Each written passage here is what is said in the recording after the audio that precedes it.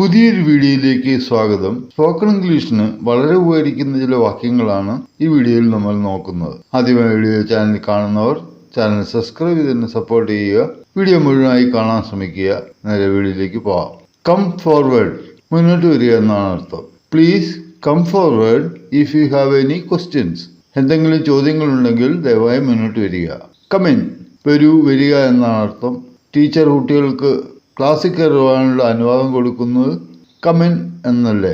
When does the train come in? Train എപ്പോഴാണ് വരുന്നത്? Move in, നീങ്ങുക, ചലിക്കുക എന്നാണ് അർത്ഥം.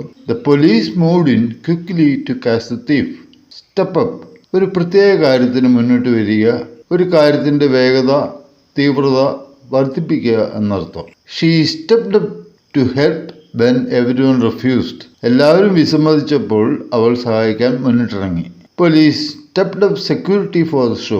ഷോയ്ക്ക് പോലീസ് സുരക്ഷ വർദ്ധിപ്പിച്ചു. ബാക്ക് ഓഫ്, പിൻവാങ്ങുക എന്നർത്ഥം. The government backed off from a confrontation. Step back, പിന്നോട്ട് പോവുക. Please step back from fire.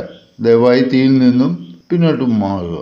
Go up, move upward, വർദ്ധിക്കുക എന്നർത്ഥം. The price of fuel has gone up again. ഇന്ധനവില വീണ്ടും ഉയർന്നു.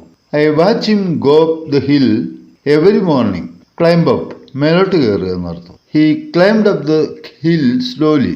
അയാൾ പതുക്കെ കുന്നിൽ മുകളിലേക്ക് കയറി. ഫാൾ ഡൗൺ, താഴേക്ക് വീഴുക എന്നർത്ഥം. Our mango tree fell down in the stove.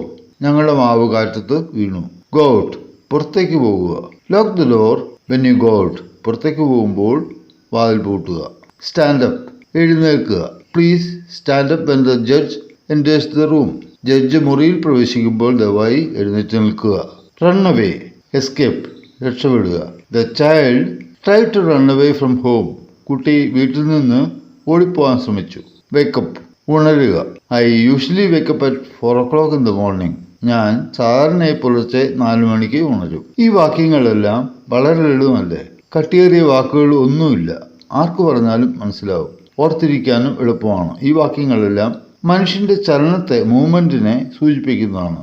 ഒരു സാധാരണ വേർബും പ്രപ്പോസിഷനോ അഡ്വർബോ ചേർത്ത് നിർമ്മിച്ച വാക്യങ്ങളാണ്. അതായത് ഫ്രേസൽ വേർബുകളാൽ ഉണ്ടാക്കിയ വാക്യങ്ങളാണ്.